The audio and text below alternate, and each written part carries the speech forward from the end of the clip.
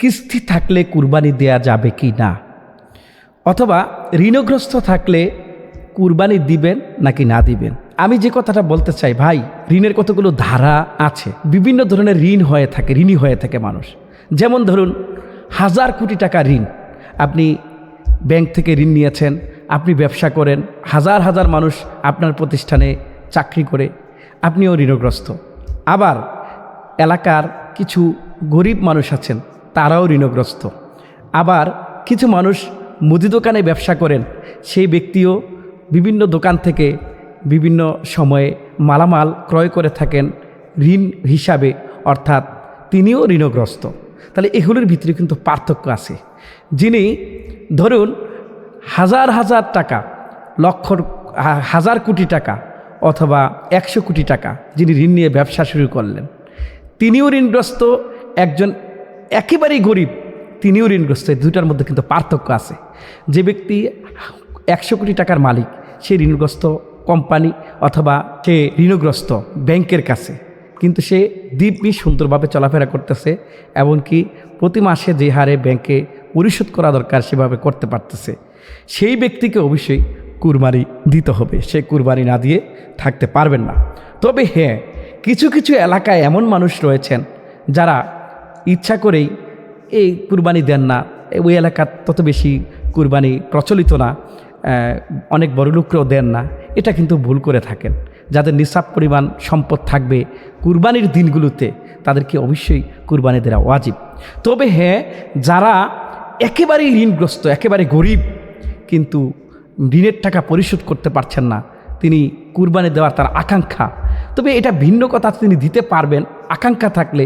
হ্যাঁ, তবে আমি যেটা আপনাকে সাজেস্ট করব, আপনি যেহেতু একেবারেই টাকা পয়সা নাই, আপনি ঋণগ্রস্ত, যেমন ধরুন আপনি 50,000 টাকা ঋণী হয়ে আছেন, আপনি কুরবানি দিলে তা আরও ঋণী হয়ে যাবেন। সুতরাং আপনি কুরবানি দেওয়ার কোনো দরকার নাই। কারণ হলো এই ঋণ পরিশোধ করা হচ্ছে ফরজ, আর কুরবানি দেওয়া হচ্ছে ওয়াজিব, অথবা কোনো কোনো আলেম ওলামা ফিকাহাবিদরা বলেছেন সুন্নতে মুআক্কাদা। আপনাকে ফরজ আগে আদায় করতে হবে, আপনাকে 50,000 টাকা ঋণ আগে দিতে হবে। কুরবানি পারলে দিবেন, না পারলে না দিবেন, কোনো সমস্যা নাই। তবে ঋণগ্রস্ত থেকে, অর্থাৎ ঋণের ক্রাইটেরিয়া আছে। কিছু কিছু ঋণগ্রস্ত, যেমন ধরেন একজন মুদি দোকানদার, সে একজন ফার্মেসি ব্যবসায়ী, সে কোম্পানি থেকে মাল ঋণ করে এনে বিক্রি করে সেটা দিয়ে সে চলছে। অথবা আপনি কিস্তি তুলেছেন, কিস্তির টাকাটা প্রতিনিয়ত আপনি দিতে পারতেছেন, কিস্তির টাকা দিয়ে যদি আপনার এই 3 দিনের ভিতরে, এই 3 দিনে অর্থাৎ মালিকের নিসাব পরিমাণ অর্থাৎ সম্পদ আপনার কাছে থাকে, অবশ্যই আপনাকে কুরবানি দিতে হবে। তবে যদি আপনি এমন ঋণগ্রস্ত হন যে আপনার কোনো কিস্তি কোনোভাবেই এই 50,000 টাকা না দিলে নাই হবে, এমনকি যিনি আপনাকে টাকা দিয়েছেন তিনিও মানবেন না, আপনাকে দিতেই হবে, সুতরাং আপনাকে ঋণ পরিশোধ করা দরকার কুরবানি না দিয়ে। আল্লাহ তাআলা আপনাকে মাফ করে দিবেন, যেহেতু আপনার এই 3 দিনের ভিতরে মালিকের নেশাব আপনি হতে পারেন না, আপনি কুরবানি না দিয়ে থাকলেও কোনো সমস্যা নেই। সম্মানিত দর্শক, এই জন্যে আমরা যেটা বলে থাকি যে কুরবানির যে 3 দিন, অর্থাৎ 10, 11, 12, 13, এই যে দিনগুলো, আপনি এই দিনগুলোতে যদি মালিকের নেশাব পরিমাণ সম্পদ আপনার কাছে থেকে থাকে, তাহলে কিন্তু আপনি কুরবানি দিবেন। তবে হ্যাঁ, অনেকে প্রশ্ন করে থাকেন যে মালিকের নেশাবটা তো বুঝলাম না। নেশাব শব্দের অর্থ হচ্ছে পরিমাণ, অর্থাৎ যার কাছে 52.5 তোলা রূপা অথবা 7.5 তোলা স্বর্ণ 1 বছর স্থায়ী থাকলে, যার কাছে নির্দিষ্ট অর্থাৎ চলাফেরা বাদ দিয়ে 1 বছর যদি এক্সট্রা স্থায়ী থাকে, তাহলে তার জাকাত দেওয়া তার জন্য ফরজ হয়। তবে কুরবানির জন্য হচ্ছে যে এইটুকু পরিমাণ সম্পদ 3 দিনের ভিতরে যার কাছে থাকবে অতিরিক্ত, তাকেই কুরবানি দিতে হবে। সম্মানিত দর্শক, যে কথাটা খুব গুরুত্বপূর্ণ, আপনারা অনেক সময় নিসাবটাই বোঝেন না, খুবই গুরুত্বপূর্ণ।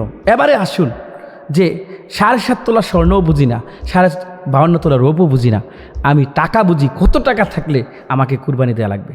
বর্তমান সময়ে বিভিন্ন সময় ওলামায়ে কেরাম আমরা বিভিন্ন কথা বলেছেন, যে একটা সময় বলেছেন যে 40-50 হাজার টাকা আপনার যদি থাকে অতিরিক্ত, অথবা এখনকার সময়ে আমরা যেটা আপনাকে সাজেস্ট করব যে আপনার কাছ থেকে যদি 80-90 অথবা 70-80 হাজার টাকা 7.5 তোলা রূপের দাম, যেমন এমন হতে পারে যে এক 7.5 তোলা মানে হচ্ছে 7.5 ভরি ধরেন, তাহলে এরকম হলে আমরা যদি রৌপের হিসাব করি তাহলে কিন্তু আমরা হিসাবটা দাঁড়ায় প্রায় 80-90 অথবা 70-80 হাজার টাকা।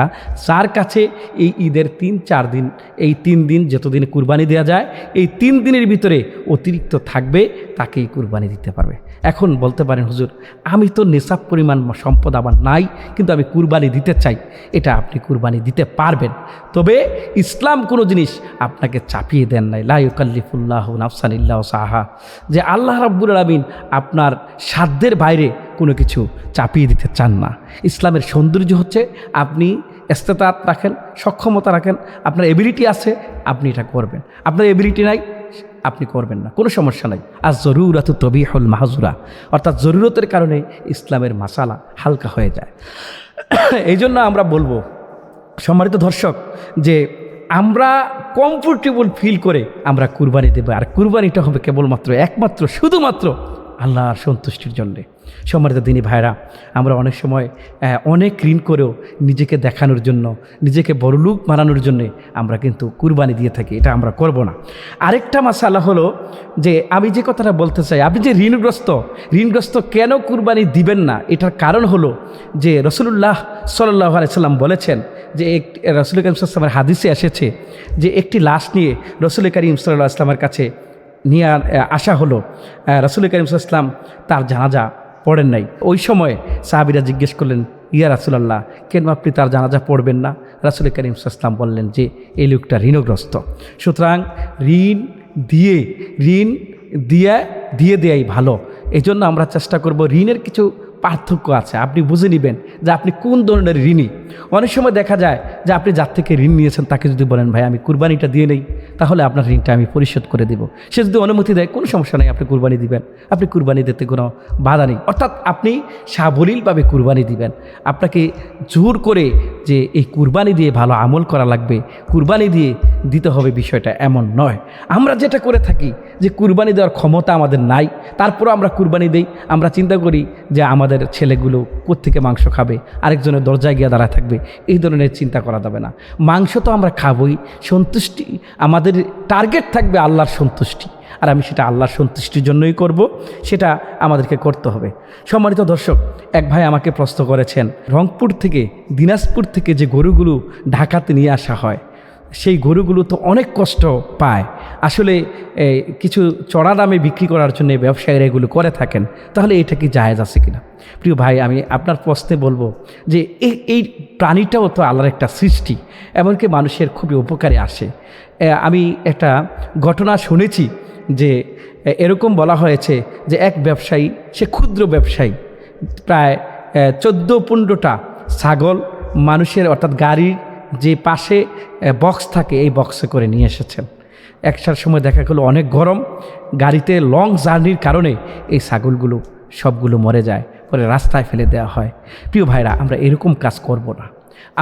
আমরা দূর থেকেও যদি কোনো পশু আনি, সেটাকে স্টপেজ দিয়ে রেস্ট দিয়ে খাওয়ায়া মানবিকভাবে তার প্রতি সুন্দর আচরণ দিয়া আমরা পশুটাকে নিয়ে আসবো, এমনকি ব্যবসা করব, এটা ইসলামে বাধা দেয় না। তবে আপনি যেই গরুগুলো 10টা গরু জায়গা হয় না, সেখানে 12টা গরু বাঁধবেন, অথবা 12টা ছাগল বাঁধবেন, যেই গাড়িতে জায়গা হয় না, গাদাগাদি, এক ঘেঁষাঘেঁষি, এই ধরনের পরিস্থিতি সৃষ্টি করে আপনি লাভ করার জন্য আপনি এগুলো করবেন না। আপনি কত টাকা লাভ পেতে চান একটা পশুর উপরে কষ্ট দিয়ে? এই পশুটাও তো আল্লাহর একটা সৃষ্টি, আল্লাহ পাকের দরবারে তো এই পশুর কারণে আপনি ধরা পড়ে যেতে পারেন। সম্মানিত দর্শক, এই কাজগুলো আমরা করব না, যেগুলো ইসলাম আমাদের কাছে আকলে বাদে যে আমার এটা করা ঠিক হবে না। সম্মানিত দর্শক, এক ভাই প্রশ্ন করেছেন যে কুরবানি না দিয়ে গরিব মানুষকে টাকাটা দিয়ে দিলে কেমন হয়? প্রিয় ভাই, আপনি অত্যন্ত সুন্দর প্রশ্ন করেছেন, গুরুত্বপূর্ণ প্রশ্ন করেছেন। ইসলামের এক একটা আমল এক একটা সৌন্দর্য। আপনি যে কুরবানি দিবেন, এটার একটা সৌন্দর্য আছে। আপনি গরিব মানুষকে দান করবেন, সেটার একটা সৌন্দর্য আছে, সেটাও ভালো। তবে হ্যাঁ, আপনার উপরে কুরবানি ওয়াজিব অথবা সুন্নতে মুআক্কাদা, আপনাকে দিতেই হবে। আপনি এই টাকা না দিয়ে গরিবকে দিবেন, এটা ইসলাম জায়েজ মনে করে না, ইসলাম এটা বলে না। আপনি গরিব মানুষকেও দান করেন, আপনি কুরবানিও দেন, দুটাই করেন, তাতে কোনো সমস্যা নাই। তবে কুরবানির টাকা আপনি ফকিরকে দিয়ে দেবেন, এটা কিন্তু ঠিক না, এটা জায়েজ নাই, সেটা আমরা করব না। অর্থাৎ আমরা ফকিরকে টাকা দেব, কিন্তু কুরবানি না দিয়ে নয়, আমরা কুরবানিও দেব, আমরা ফকিরকেও টাকা দেব। আমরা চেষ্টা করব সঠিকভাবে আমরা কুরবানিটা দেওয়ার জন্যে। আল্লাহ যেন আমাদেরকে কবুল করে। সম্মানিত দর্শক, আরও খুঁটিনাটি বিভিন্ন প্রশ্ন আপনারা আমাদের ভিডিও কমেন্টে বলবেন এবং লিখবেন। পরবর্তী ভিডিওতে আপনাদের এই সুন্দর প্রশ্নগুলোর জবাব দেওয়ার চেষ্টা করব ইনশাআল্লাহ।